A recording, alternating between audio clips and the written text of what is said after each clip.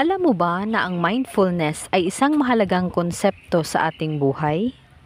Ito ay isang estado ng in the making na kamalayan kung saan iniiwasan ng isang tao ang paghatol sa sarili at sa iba.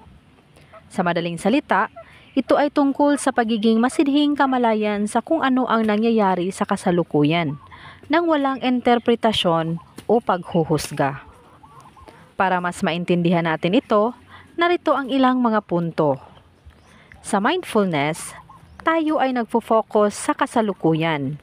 Hindi tayo nagmumuni-muni sa nakaraan o nag-aalala sa hinaharap.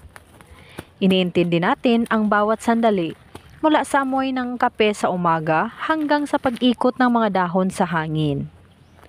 Sa pag-iisip, hindi natin hinuhusgahan ang ating sarili o ang iba. Wala tayong ine-expect na dapat o hindi